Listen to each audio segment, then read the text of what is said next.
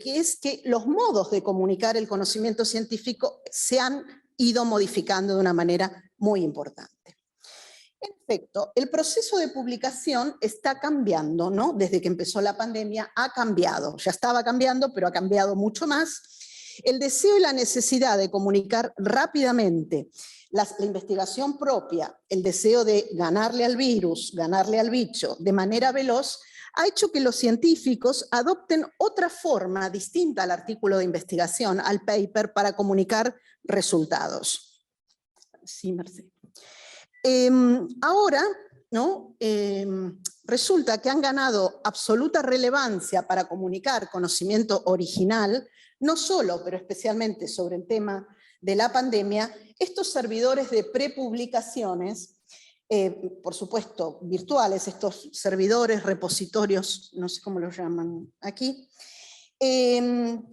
que hace que ni bien tengan un resultado relevante respecto de cualquier aspecto del coronavirus y de la epidemia, los científicos vayan colgando minuto a minuto, segundo a segundo. Uno ve en estos servidores de preimpresos cómo se va cargando permanentemente con nuevos artículos prepublicados, y entonces este soporte digital se ha vuelto el soporte que alberga la investigación más novedosa sobre este tema.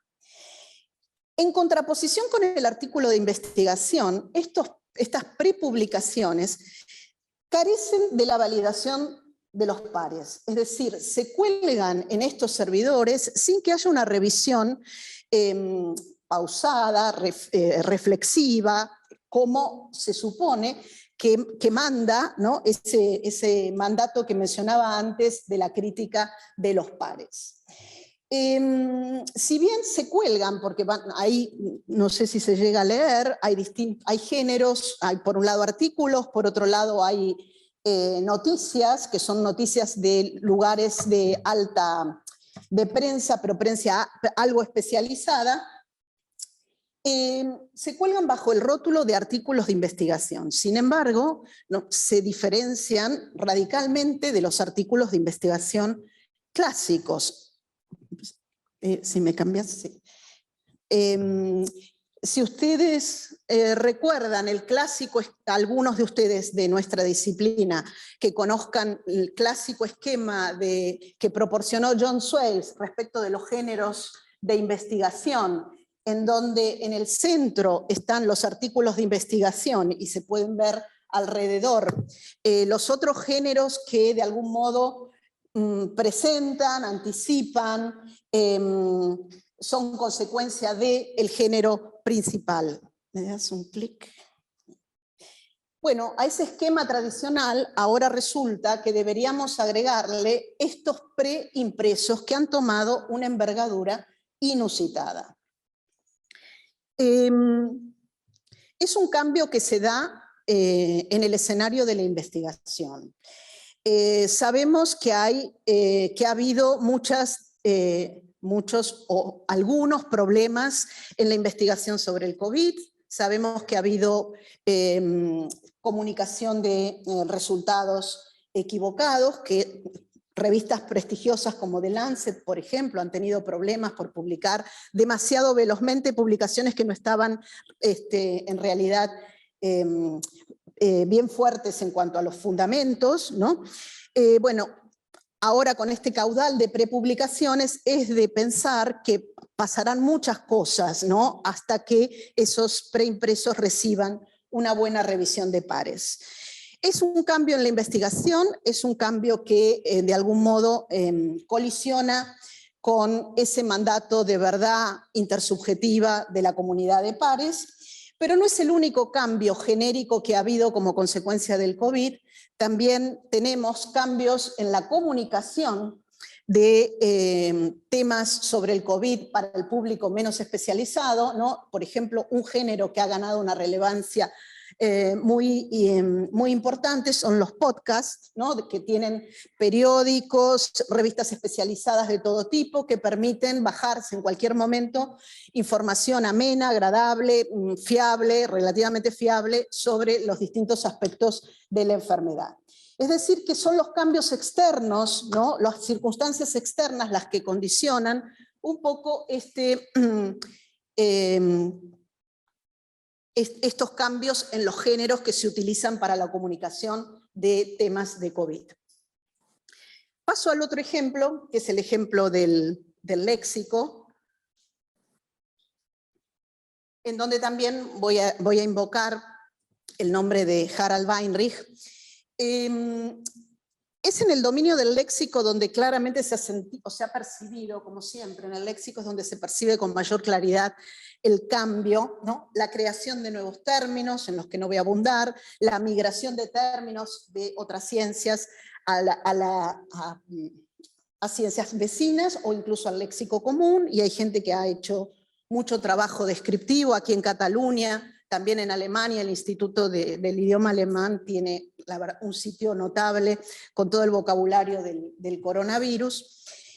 Lo cierto es que, como ha dicho Weinrich, las palabras de la ciencia se distinguen idealmente de las palabras del léxico común en que tienen los bordes, dice él, los significados nítidos, definidos, al contrario de las palabras generales, ahora sí viene lo de los bordes, que tendrían límites un poco más sinuosos o borrosos. Naturalmente esto es una idealización, que como ya sabemos tiene sus limitaciones, pero en general, cuando se trata de trabajo científico, cuando se trata de investigación, muchas veces el científico tiene la necesidad de definir por primera vez sus términos, es decir, de llevar a cabo operaciones denominativas de tipo estipulativa, ¿no?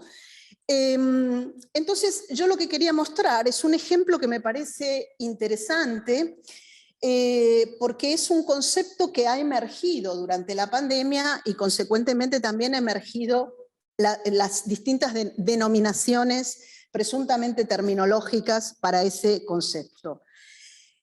Me refiero a este fenómeno que apareció a pocos meses de empezar la pandemia, especialmente a partir de la presión de pacientes, y hay muchos grupos de pacientes en Inglaterra. Después uno ve en Twitter, también hay grupos en nuestras lenguas románicas, pero en Inglaterra tuvo bastante vigor, ¿no?, esta iniciativa de pacientes en los que persistían, después de haber padecido COVID, persistían los efectos de la enfermedad, ¿no? A raíz de esto, los médicos, por supuesto, en principio lo que hacían los pacientes es quejarse de que no eran suficientemente atendidos sus molestias, sus persistencias.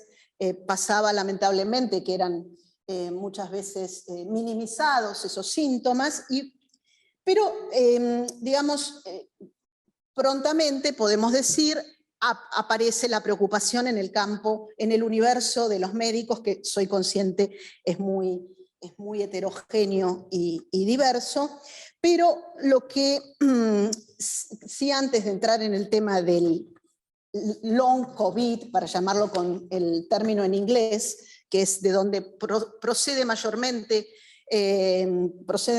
los términos que usamos en español, quería mostrarles la relevancia de, sí, Merced, la relevancia de este concepto del long COVID. Esta es una imagen extraída de un artículo. Esta gente lo que hizo fue analizar, usando Google Trends, la importancia, las menciones, las búsquedas de este concepto de COVID largo, COVID persistente, COVID prolongado, etcétera. Lo que se ve es digamos aquí, es una comparación con otras enfermedades usuales y con toda claridad vemos que a partir de que comienza la pandemia, las consultas por el long COVID, las consultas de la gente, suben de manera bastante notable. Lo que yo hice fue si pasás la siguiente, antes de pasar a los ejemplos, lo cierto es que este artículo, que es reciente, este artículo que analiza las búsquedas en Google, me pareció interesante traer esta cita para que vean que desde el campo médico, ¿no?, todavía se sigue discutiendo una definición generalmente aceptada, ¿no?, pero el COVID prolongado, dicen ellos, generalmente describe, etcétera, etcétera. Es decir, que estas formulaciones tipo todavía se está discutiendo, ¿no?, el hecho de que no es conocimiento establecido y consensuado, sigue en la actualidad, ¿no? Entonces, hay un portal, que es el que yo consulté para ver qué pasaba con este concepto de COVID largo. Voy a usar otra vez deliberadamente el COVID largo, el término traducido del inglés como término neutro. Es seguir un portal médico, Intramed, que es un sitio en el que interactúan médicos de toda Latinoamérica, en realidad, y donde desde el principio de la pandemia se creó un lugar, un espacio dentro del sitio, una sección que se titulaba Lo que se sabe y lo que no se sabe sobre el COVID. Creo que ahí está el ejemplo, ¿no? Ese es el portal. Entonces, lo que yo hice fue hacerme un archivo, un corpus de todos los textos de ese portal desde que comenzó la pandemia hasta el mes de abril, principios de mayo de este año, y relevar las menciones, las apariciones de las denominaciones que hicieran referencia al COVID largo en noticias y artículos, ¿no?, de investigación. Muchas veces, como suele pasar en otras publicaciones en español o en nuestras lenguas románicas, los artículos son artículos escritos originalmente en inglés que se traducen al castellano, pero hay también ocasionalmente artículos escritos por investigadores que tienen como lengua materna el español. Y entonces lo que digamos, ese análisis de corpus me permitió ver etapas, ¿no?, de emergencia del concepto y los modos de denominar.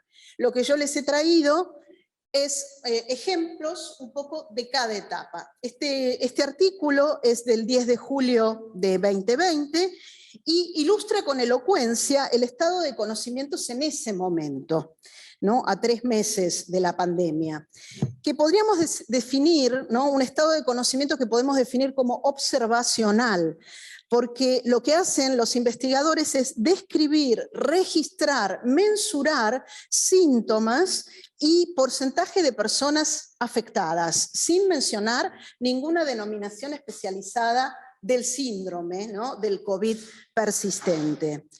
El segundo texto que les muestro es de enero del 21, en donde podemos ver este fragmento de enero del 21, a través de un artículo científico, podemos ver que se hace referencia al COVID largo con el término afección. Ya el conjunto de síntomas persistentes que teníamos en el primer ejemplo se tratan como una afección, como un todo, ¿no? Permite ver entonces la explicitación del carácter emergente del COVID, del largo COVID, en tanto síndrome prevalente, y así el reconocimiento de una afección nueva, ¿no? Por el otro, lo que podemos ver en ese fragmento es la variación denominativa, ¿no? Mucha variación denominativa que caracteriza, digamos, esta etapa y la siguiente, en donde vamos a encontrar denominaciones que se describen en este artículo como más especializada, ¿no? Pero también se agrega el más coloquial COVID prolongado. Adelanto que por lo menos en este portal, con este tipo de público y de participantes, la denominación que es más frecuente es prolongado y no persistente, como aquí en España, ¿no? Se habla y además en masculino, el COVID prolongado. El siguiente ejemplo, que es el último, así a vuelo de pájaro, me interesaba mostrarlo porque trae un acto de definición explícito, ¿no? Una definición estipulativa en donde, en primer lugar, se explicita el carácter progresivo, provisorio del estado de conocimientos con distintos recursos, ¿no?, lingüísticos. Ven, a medida que los trabajadores de la salud y los investigadores continúan aprendiendo, ¿no?, el reconocimiento de una afección nueva y, por otro lado, la gran variación denominativa que nos trae este ejemplo. Analizando todos los artículos y las noticias del portal, lo que se puede observar en la columna de la izquierda, bueno, están divididos en etapas, una gran proliferación denominativa tienen a la izquierda, y a la derecha, a partir de abril del 21, parecería haber cierta estabilización de algunas denominaciones, especialmente COVID prolongado, COVID a largo plazo, COVID largo. Sí, Marce. Evidentemente, el concepto y el término, el concepto se acuña en inglés, se expresa en inglés con el término de long COVID y se incorpora por calco al español y a otras lenguas, pero se lo hace con cierta inestabilidad, como vamos viendo, y un poco lo que quería mostrar con este barrido muy superficial es que el acercamiento textual a corpus textuales permite acceder a distintas fases de la instalación del concepto y de la terminología, y permiten ver con claridad fases, una inicial que llamé observacional, una segunda, digamos, en donde se reconoce la existencia de la afección, y una tercera en donde ya esa afección está establecida y lo que nos queda es la inestabilidad terminológica que no sabemos cómo seguirá. Es evidente que en el presente estado de cosas puede describirse como todavía indeterminado en cuanto a la definición del COVID largo. Y paso ya al cierre, y creo que estoy bien en tiempo. Estos ha sido solo un recorrido muy rápido por dos cambios salientes y que me parecen interesantes, que ofrecen los discursos sobre la pandemia, y me parece interesante y necesario volver a lo planteado inicialmente, a la relación entre la producción y la comunicación científica y el discurso, los repertorios lingüísticos que usamos y que son justamente en aquello en lo que se sustenta la actividad científica. Por su carácter dinámico, por su función de crear y avanzar en el conocimiento, y dada su naturaleza esencialmente comunicativa, derivada de los mandatos de publicación y recepción crítica, las variedades lingüísticas en distintos niveles que realizan que verbalizan ese conocimiento nuevo y en marcha y en progreso, también, ¿no?, exhiben esa variabilidad, el cambio, ¿no?, y bueno, su carácter precario todavía, ¿no? Pero más allá de eso, me parece que, para terminar con una reflexión que no es tan dentro de la lingüística o del discurso, ¿no?, me parece que reflexionar sobre estos cambios a los que estamos asistiendo, a los que hemos asistido y que seguimos asistiendo, estos cambios que se dan en simultaneidad, ¿no?, nos ofrece no solo a los analistas un campo de trabajo súper interesante, y no solo en términos de la lengua o las lenguas que estudiamos y enseñamos, sino también en el campo educativo, en un aspecto más global, porque nos permiten entender un poco mejor y hacer entender un poco mejor algo que sabíamos desde el siglo XVII, que la ciencia y el conocimiento son cambiantes, son siempre provisorios, ¿no?, y que justamente la dinamicidad es lo que lo caracteriza. Lo que ha ocurrido con la pandemia es que esa dinamicidad se muestra con una agudeza inusitada, ¿no?, que nos deja estupefactos, pero que nos ofrece esta posibilidad de reflexionar y mantener la credibilidad en la ciencia, ¿no?, en estos tiempos de pandemia. Bueno, muchas gracias.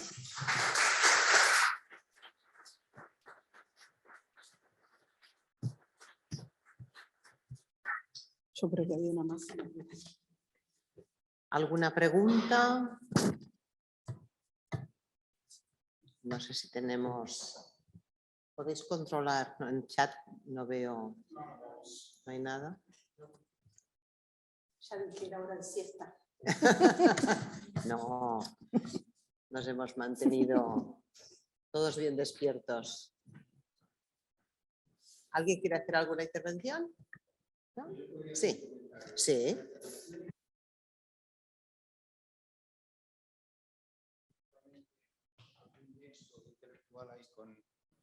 Con el profesor que has esmentado, Ludwig Fleck. No sé si te suena Ludwig Fleck, un inmunólogo polaco judío que vivió en Alemania y que acabó en Israel después de toda una historia grande, que justamente planteó la teoría de la ciencia una crítica profunda al empirismo que predominaba en la época, hablando, como tú has hecho y como aquí interesa, de comunidades de pensamiento. Él hablaba de estilos de pensamiento y de comunidades de pensamiento.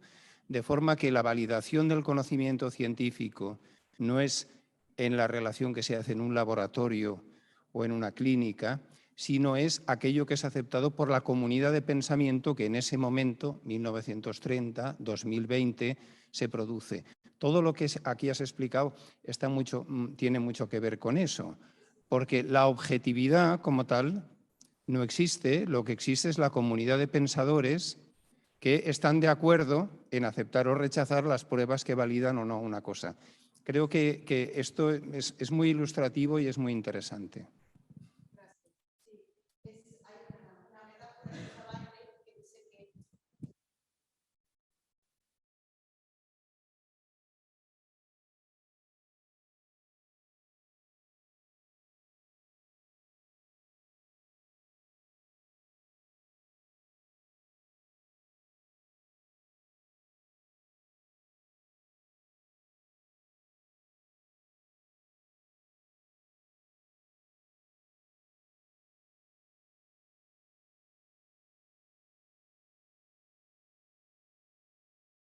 Comentario.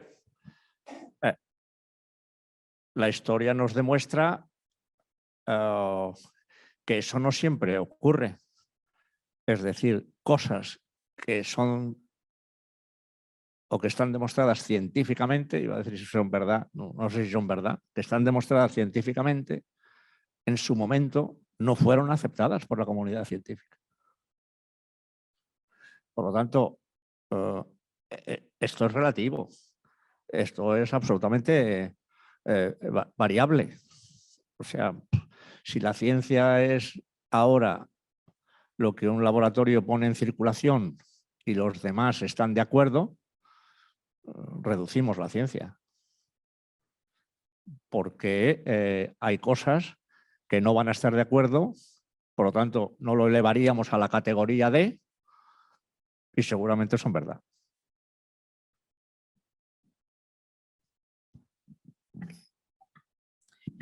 No, por supuesto, o sea, puede haber errores, falsaciones, pero en general hay, digamos, unos mecanismos de control de los colegas en los que uno, es un poco lo del ethos que yo mencionaba, ¿no? Tenemos orientaciones de verdad que no son verdades analíticas de verdadero o falso, ¿no? Bueno, es una verdad un poco dialéctica, ¿no? En la medida en que, digamos, confiamos en una comunidad de pares que está vigilante, que es honesto. Hay una profesión de honestidad en todo el planteo y de aspiración a verdad, de resultado, aunque provisoria, porque pronto se va a volver no verdad aquello que hoy se juzga verdad, pero por supuesto que también hay errores de validación. De hecho, en el tema COVID ha pasado, está pasando, pero es de desear y presuponer que todos trabajamos para que no ocurra. Evidencias científicas de tratamiento frente al COVID en los primeros momentos, que no es que no lo hiciéramos bien, es que lo hacíamos mal. Y al cabo del tiempo nos hemos enterado que lo estábamos haciendo mal. No es que sirviera o poco, no, es que era pernicioso. Y había evidencias científicas. O sea, lo importante es, como bien ha dicho Guiomar, lo importante es la metodología, ¿no?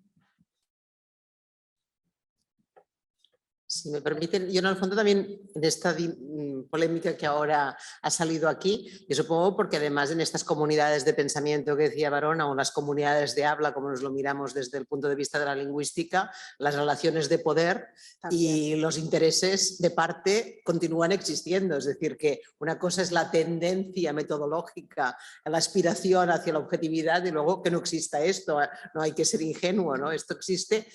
Y lo que puede hacer es retardar o de alguna manera desvirtuar ciertas verdades que al final o acaban imponiéndose o quedan seguramente en algún caso de la historia de la ciencia en el olvido más absoluto hasta que alguien descubre la sopa de ajo y dice, bueno, pues esto es lo mismo que hace tantos años propuso este otro científico y nadie le hizo caso en su momento, ¿no? Supongo que historias de estas, los que os dedicáis a historia de la ciencia, debéis tener muchos ejemplos.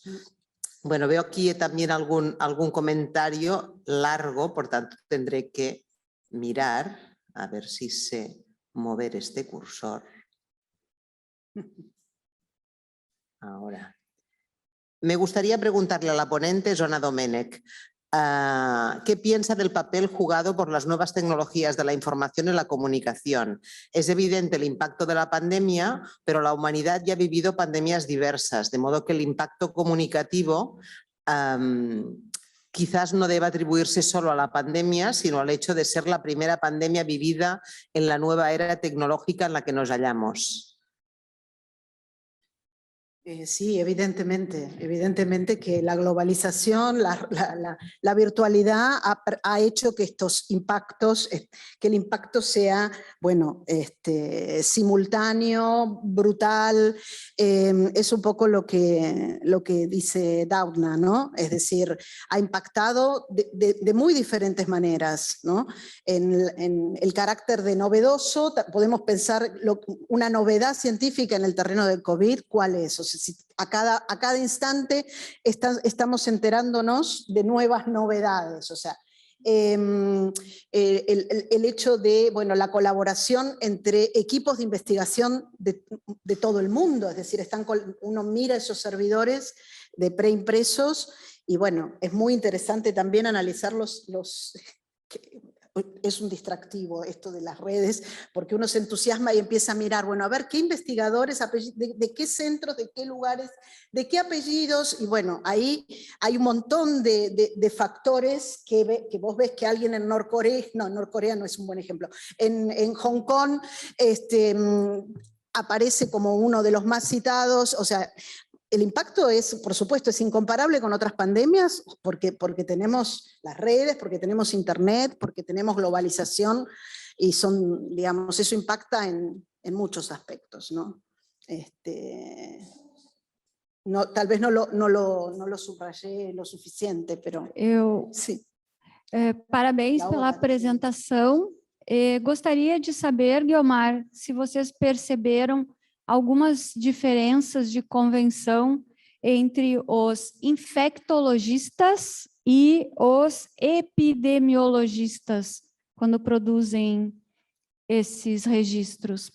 Digo isso porque percebemos algum tipo de, não vou dizer peleia ou adversidade, mas perspectivas diferentes no Brasil em relação aos artículos. Honestamente, no soy yo quien pueda contestar esa pregunta. No lo miré desde ese punto de vista. No tengo, quizás aquí en la sala haya personas más informadas. Yo la verdad que no lo sé. Una pregunta muy concreta, Guiomar. Sí, muy rápido y muy concreta. En esa bibliografía que has repasado sobre el COVID largo, persistente, prolongado, ¿hay alguna referencia o se estudia también los posibles efectos de la vacunación de tipo autoinmune y tal en ello? ¿Y se diferencia en esto o no? Sí, hay muchísimo. Hay literatura sobre ese tema también, muy efectos negativos, consecuencias, efectos indeseados. Sí.